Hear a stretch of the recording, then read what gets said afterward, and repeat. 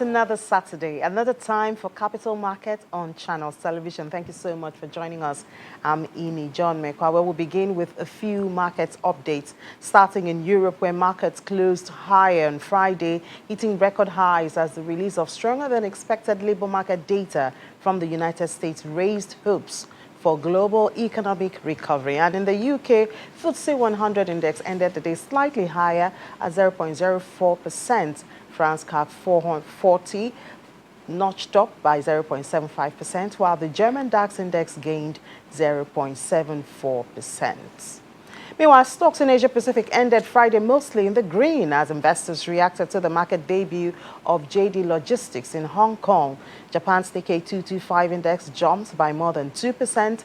Mainland Chinese markets lagged as they closed lower, with the Shanghai Composite declining 0.22%, while Hong Kong's broader Hang Seng rose marginally by 0.04%. Shares of JD Logistics opened 46.05 Hong Kong dollars before surging to more than 18% from their issue price.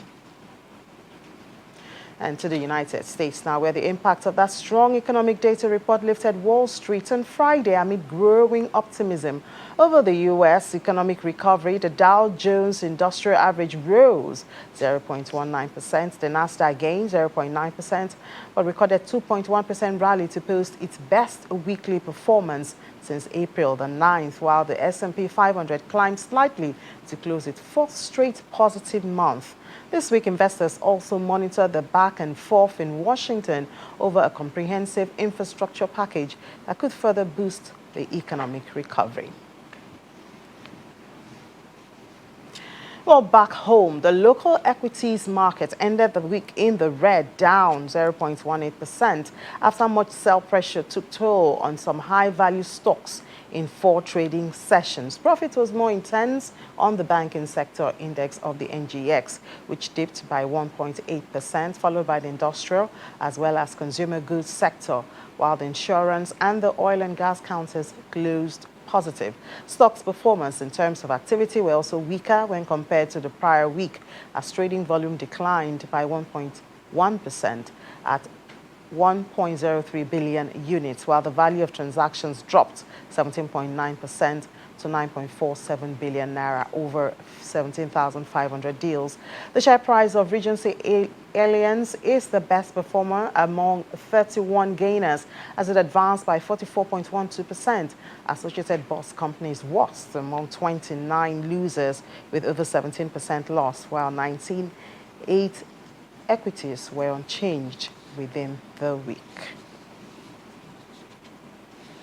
And still in Nigeria this week, FMDQ Securities Exchange listed Boa Cement's 115 billion naira Series 1 fixed-rate bond on its platform following the approval of its board listings and markets committee. The issuance of the debt instrument, which is the largest ever corporate bond issued in the Nigeria debt capital market, is part of its cement giant maiden 200 billion naira bond issuance program. The chairman of Boa Group says that the bond issuance is in line with the company's core strategy to continue seeking viable investment and growth opportunities within the country. He also mentioned that proceeds from the bond issuance will be used to finance the company's working capital, fund its debt service reserve account, as well as existing debt obligations. Also, the Securities and Exchange Commission has directed that crowdfunding participants must meet up with the regulation by 30th of June. Crowdfunding allows companies to legally raise funds from the public through an online platform portal to finance a project or business. The platform is regulated by the Securities and Exchange Commission. Recently, SEC directed all existing investment crowdfunding portals to note that the requirements and eligibility criteria for raising funds through and or operating a crowdfunding portal and comply with the registration. Well, to discuss about this and give us more info into all of that is Professor Uche Uwaleke, a professor of capital market. He joins us from our Abuja studio. Good evening, Prof, and thank you for joining us. Yeah, good evening, Ini. It's indeed my pleasure. Good to have you too. Well, how popular is this crowdfunding and what are the risks? Well, to start with, Crowdfunding, just as you said, is the one definition I find, quite interesting. Is the definition by the Securities and Exchange Board of India that has a broader definition. Defines crowdfunding as the solicitation of small funds, from multiple investors for purposes of financing either a business, a project, or social costs. That's what is missing in our own social costs, of course, via a web-based a platform. So that tells you that you have various types of crowdfunding. You have the donation crowdfunding, which, of course, is for charity purposes. You have reward-based crowdfunding, where the backers are entitled to a particular reward, usually the product that is the subject of the campaign. You also have the equities-based crowdfunding and the debt-based crowdfunding, or otherwise called crowd lending or peer-to-peer lending. Now, the focus of the regulation by the Securities and Exchange Commission, happens to be on the last two, on equities-based crowdfunding and debt-based crowdfunding, of course, for obvious reasons. And that is why the regulation, calls them investment-based crowdfunding. They're also called financial return, crowdfunding. So that is the focus of the regulation. And again, it's also important to note that you have three main actors to a crowdfunding arrangement. You have the project initiator. The regulator calls that initiator the fundraiser. Okay. Then you also have the of course, individuals who are supporting the idea or the backers. Okay, the investors, the regulation calls them investors. And these investors, the regulation has categorized into, various types. They can be retail investors, they can be, sophisticated investors. They can also be, qualified institutional, investors. And then you also have the platform itself. The platform that brings together the backers, as the investors, and the fundraiser. Of course, according to the regulation, the platform, which is web-based, has to be operated by a registered crowdfunding intermediary. So that is the nature. And talking about its popularity is, of course, something that is gaining wide acceptance, especially in Nigeria. Given the high level of internet penetration and internet awareness in the country. And I think it's in recognition of that, of the potentials of crowdfunding in Nigeria, that the SEC is coming up with this, the regulation to enable it. You also discover that the regulation, provides a balance, between promoting entrepreneurship, as it were, as well as also ensuring that investors are protected, which of course is a primary duty of the SEC. So it's one thing that comes with a lot of benefits. As you know, micro, small and medium enterprises in the country face a number of challenges, raising finance, especially from the traditional institutions, from banks. Many of them can't afford the collateral. And even in the capital market, they also face, difficulty. You look at our market, for example. This is a country with over 40 million SMEs, micro, small, and medium enterprises. But just 9 of them, are listed on the growth board of the Nigerian exchange. So that tells you that there are a lot of opportunities out there for MSSEs, to raise funds. So it makes it easier for them to raise funds and to also raise funds at cheaper, cheaper cost. So that's very important. So for a country with a population of 200 million, for a country with micro SMEs of over 40 million, the potentials for crowdfunding in Nigeria, are enormous. And maybe I should mention this too. that there's a World Bank estimate that puts the crowdfunding, the size of the crowdfunding to approach $2.5 billion by 2025. Nigeria is well positioned, to grab, a significant part of that with the rules that have just been released now by the Securities and Exchange Commission. Well, Prof, you did say that the new regulations or the updated regulations bring a balance. We know that SEC is very interested in protecting investors. But on the other hand, we also want to get a share, like you said, from the figures of the World Bank. Where is that balance from your perspective? Yes, that balance is in the regulations that speak to investor protection.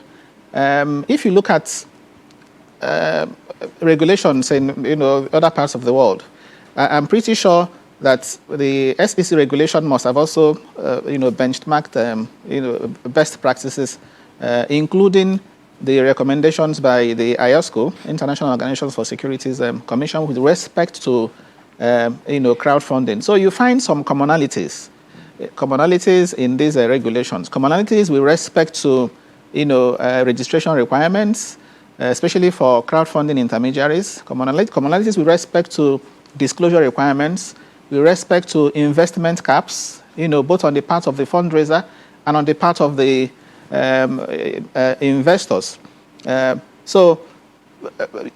These are some of the regulations that are, put in place to ensure that, investors are protected, on the one hand. And as I said, is one arrangement that makes it very easy for micro and small MSSEs, to raise funds, given the fact that, number one, the platform is also open to foreign investors. When you have a platform, the investors will not only be those that are resident in Nigeria, but also you're also looking at getting investors, across the world. Now, some of the things the regulations address, I talked about investment caps and also registration requirements. With respect to crowdfunding intermediaries, for example, if you noticed, the regulation focuses on crowdfunding intermediaries. That's those that are expected to operate the platform, for obvious reasons. Okay, it says that they must have a minimum capital of 100 million naira. Okay, and it also specifies their obligations with respect to even conducting due diligence on the fundraisers. Okay, if you look at that of India by the SEBI of India, Securities and Exchange Board of India, it goes on to say that these platforms must constitute a screening committee of no fewer than 10 members for the purpose of carrying out the due diligence on the fundraisers to ensure that the investors are not duped. That brings me to the issue of risks. You mentioned it just skipped my mind. The risks associated with crowdfunding, okay, they are quite enormous, and that's why the Securities Commissions usually intervene. You have default risk, that is always there. Remember, there is the debt-based crowdfunding, so there is the possibility to that default risk is there. Then you also have even liquidity risks.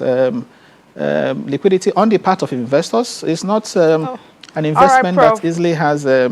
All right, Prof. I'll yes, just ask you to please hold your thoughts. We need to take a quick break. When we come back, you complete that information you were given.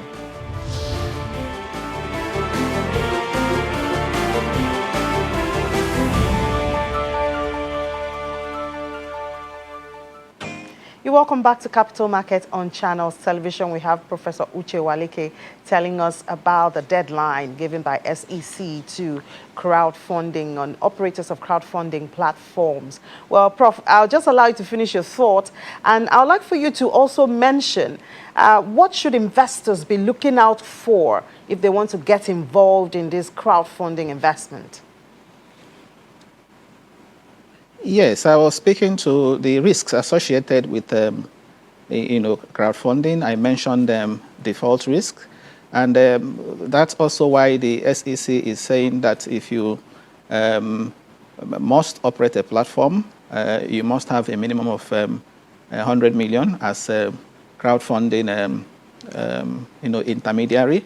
There is also liquidity risks. The fact that the investment instruments are not easily transferred. Okay, so you can't. They're not as liquid as your ordinary everyday investment instruments. And because it's also an online thing, it takes place through online.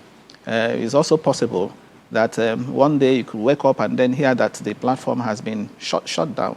So there is also that risk of sudden, platform shutdown. Again, closely associated with that, because it's an online thing, web-based thing, there are also risks of cyber, security, attacks.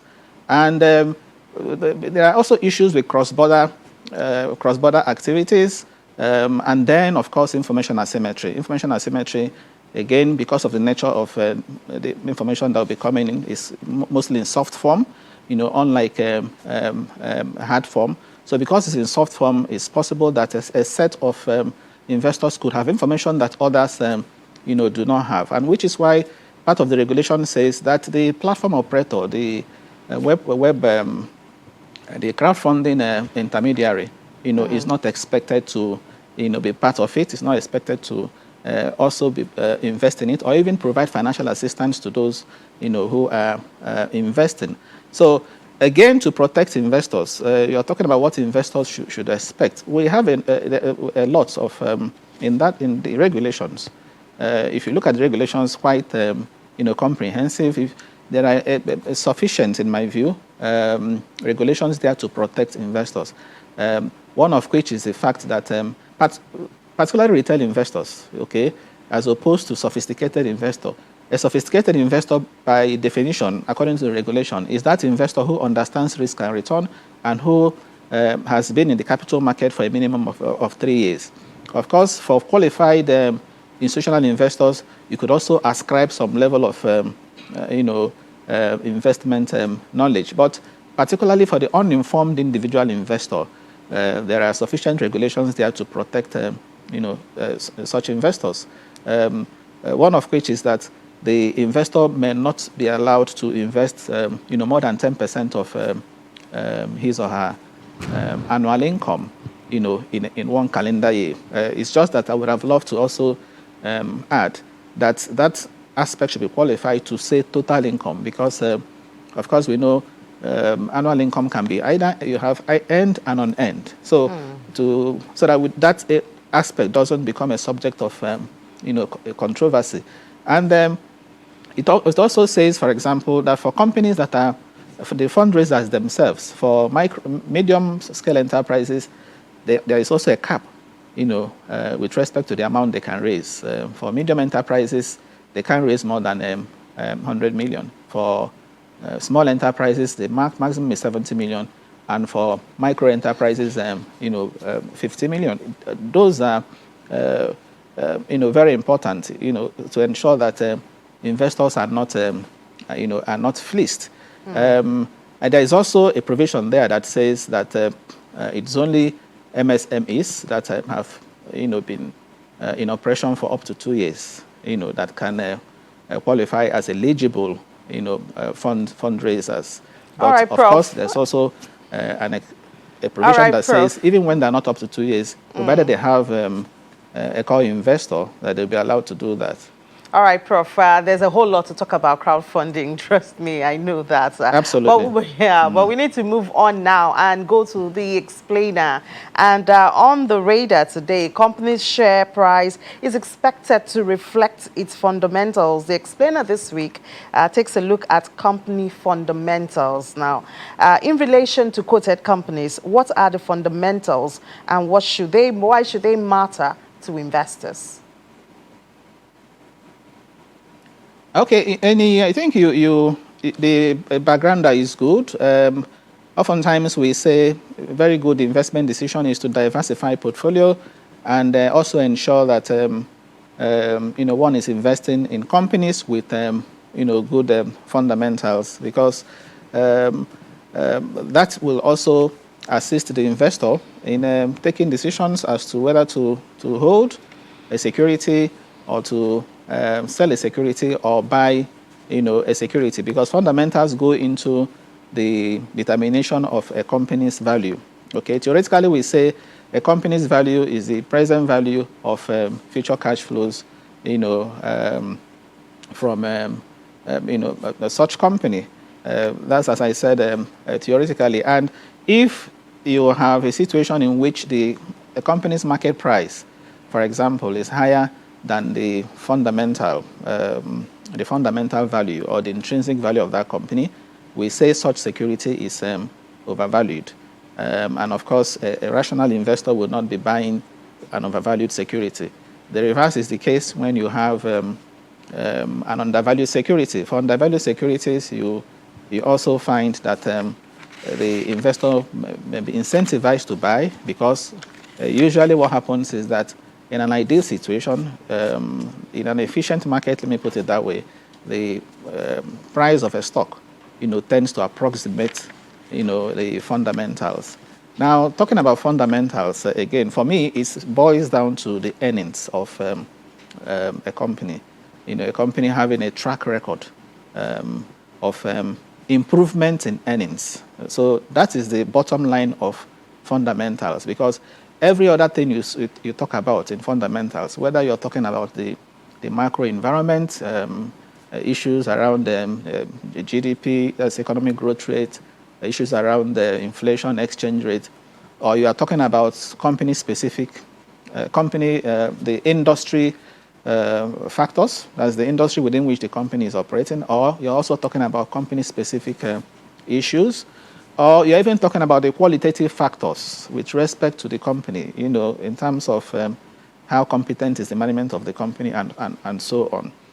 So whether qualitative or quantitative, all of them, in my view, boil down to the earnings of a company, improvement in earnings. So how do they translate to improvement in earnings? So that is what an investor should be always look out for. So when we advise investors to monitor their investments, for example, you're looking at stock prices, you're also looking at these stock prices vis-a-vis, company performance. Company performance, company fundamental, measured with respect to the earnings of that company over a period of time. So you look at the trend, has there been a continuous improvement in earnings? So for me, that is the fundamental. So it's not about, even if you can't really do the proper fundamental analysis, even if you can't, with respect to a company, for example, look at things like dividend yield, price earnings ratio, and all the other metrics. Just focus on the earnings per share, the earnings, because that is what matters. It's even from the earnings that dividends are paid. If you don't have earnings, you won't pay, dividends. There is this popular saying that if you are listening to a prayer in a foreign language that you don't understand, you wait till the end of the prayer. All right, and then Prof. Join others to chorus I just want to Okay. get this, because we have less than a minute before the show comes to an end. Now, there's a slogan that is getting kind of popular now, buying the deep. So do you buy into this? Does it work in equities? As an investor, should I really look out for when the prices are down and then buy the deep and then wait for it to go up? What's your perspective to that? Yes, of course I agree. That is if you have if your approach is short term, if you're a speculator more or less, of course you buy, you take long positions in stocks when their prices are down. You buy undervalued stock. That's the point I was making earlier. And of course when the prices go up, especially when they go up above the fundamental value, you now take a short position or you sell such stocks. So that's for an investor with a short-term horizon.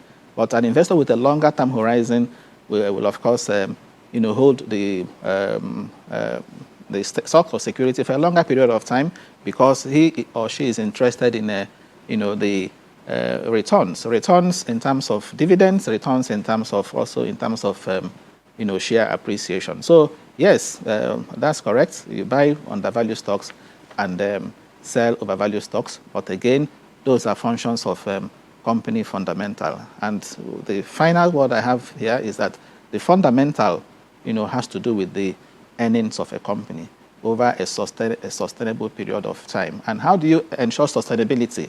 You look at two major things. One is the pricing power, what Warren Buffett described as the pricing power of a company, which is the power to tinker with the price without losing customers, without losing demand. And then the other, of course, is entry barrier. And these are helped when a company innovates, and is always ahead of its peers. All right, Prof. Always a pleasure talking with you. You always have loads of information to share. Thank you so much for sharing your weekend with us, Professor Uche Walike, Professor of Capital Market. Thank you so much, as usual, for being there for us. Well, My that's pleasure, where... Thank you. You're welcome, sir. So that's where we end the show this weekend. Thank you so much for watching and enjoy the rest of your weekend. I'm Amy John McClark.